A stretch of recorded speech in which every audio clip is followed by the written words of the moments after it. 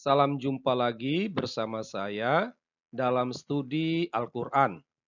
Studi Al-Quran kita kali ini membahas surah Al-An'am ayat 115. Ini merupakan sebuah telaah logis, sehingga dibutuhkan nalar akal sehat untuk dapat menyimak video ini.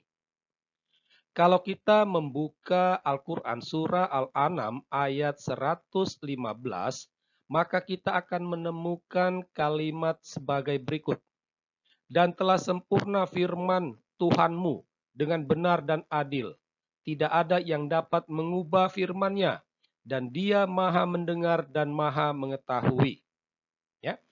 Jadi ayat 115 itu terdiri dari 3 kalimat. Ya. Umat Islam sangat meyakini apa yang tertulis ini itu merupakan wahyu Allah yang diucapkan kepada Muhammad. Ini karena umat Islam percaya hanya Muhammad sebagai penerima wahyu, tidak ada yang lain. Jadi konteksnya waktu itu Allah berbicara kepada Muhammad. Nah, apa yang tertulis di atas ini merupakan kata-kata Allah, ya, kata-kata Allah, atau apa yang tertulis itu itulah yang didengar oleh Muhammad yang kemudian diminta pengikutnya untuk menuliskannya. Nah, umat Islam sangat meyakini bahwa wahyu Allah itu jelas dan mudah, ya. Jelas dan mudah ini artinya makna dari wahyu Allah itu ya seperti yang tertulis, ya. Ini sengaja Allah memperjelas dan mempermudah wahyunya karena para pengikut Muhammad pada waktu itu ya pada umumnya orang-orang bodoh, ya, orang-orang yang tidak terpelajar, ya.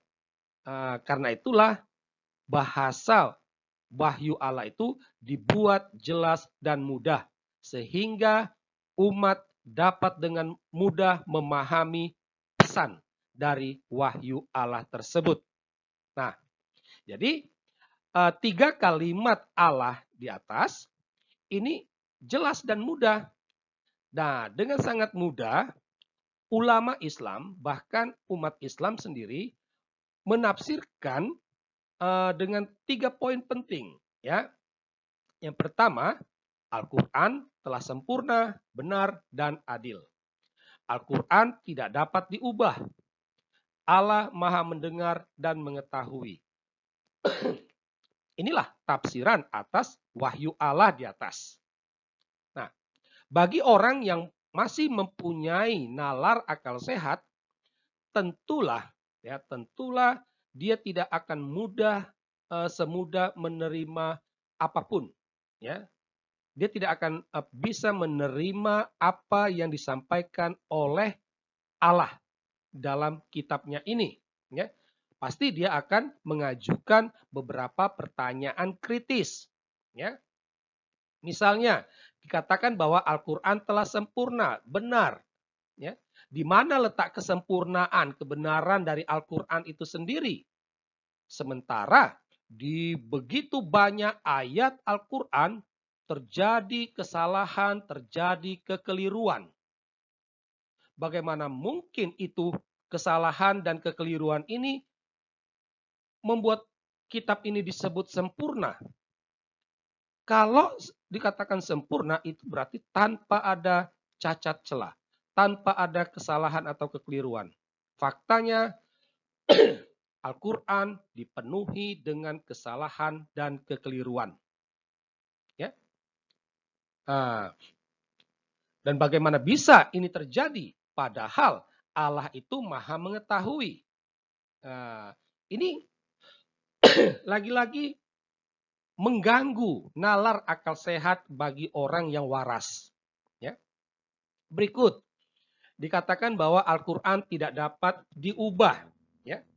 Benarkah Al-Quran itu tidak dapat diubah? Ya. Kita ambil satu contoh saja dari surah An-Anfal ayat 12.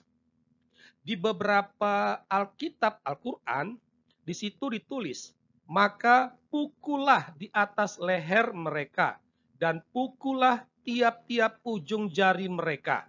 Nah, tapi di beberapa kitab Al-Quran lainnya tertulis, maka penggallah kepala mereka dan pancunglah tiap-tiap ujung jari mereka. Ini sudah ada perubahan, ya, dari pukullah ke penggallah di atas leher dan menjadi kepala. Pukullah dan pancunglah. Itu sudah terjadi perubahan. Katanya tidak dapat diubah. Ini sudah ada perubahan. Jadi tidak konsisten. Ya. Nah, dari sinilah tampak jelas, ya, 3 kalimat di atas ini sangat meragukan, ya, sangat meragukan.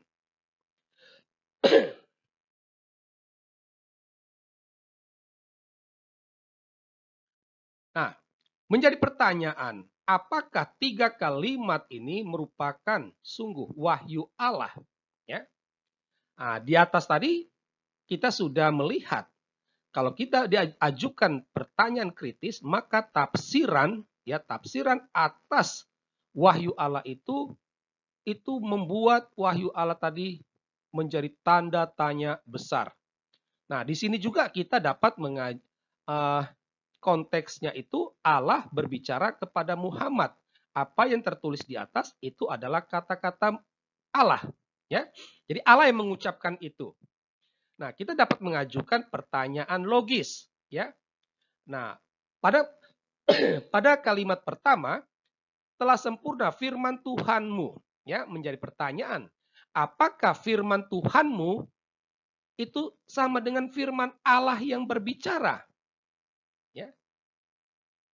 Jadi Allah dia berkata, dan telah sempurna firman Tuhanmu. Apakah firman Tuhanmu itu adalah firman dia, Allah yang berbicara? Jelas tidak. Ya. Yang berikut, kalimat kedua, tidak ada yang dapat mengubah firman-Nya. Firman-Nya itu sama dengan firman Allah. Tapi apakah firman Allah yang berbicara? Jelas tidak. Bagaimana mungkin Allah yang berbicara? Mari gunakan akal logikamu. Allah dia berkata, tidak ada yang dapat mengubah firman-Nya. Nah, apakah firman-Nya itu merujuk kepada Allah yang berbicara? Jelas tidak. Itu merujuk kepada Allah yang lain. Jadi ada 2 Allah. Ya. Nah, berikut. Dia dalam kalimat ketiga itu sama dengan Allah. Tapi apakah yang Maha mendengar dan Maha mengetahui itu adalah Allah yang sedang berbicara? Jelas bukan. Mari gunakan akal sehatmu. Allah yang berbicara. Dia katakan, dan dia Maha mendengar dan Maha mengetahui. Dia di sini bukan Allah yang berbicara, ya, tapi Allah yang lain.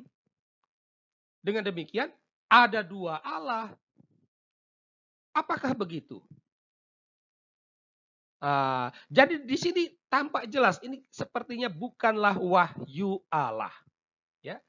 Karena ini bukan wahyu Allah, maka kita harus jujur dan berani mengatakan 3 kalimat itu sebenarnya merupakan kata-kata Muhammad yang dia tempatkan di mulut Allah. Lalu dikatakan itu firman Allah, itu wahyu Allah. Padahal ini murni kata-kata Muhammad sendiri, ya. Muhammad menyampaikan itu, ya. Nah, kalau ini memang bahasa Muhammad, masuk akal, menjadi logis, ya. Disampaikan kepada pengikutnya, tetapi supaya mendapatkan kekuatan, otoritas, itu ditempatkan di mulut Allah sehingga ini seolah-olah menjadi wahyu Allah. Maklum, pengikut Muhammad rata-rata adalah orang bodoh. Nah, demikianlah kajian logis kita atas surah Al-An'am ayat 115. Semoga kajian ini mendatangkan pencerahan bagi Anda. Sekian dan terima kasih.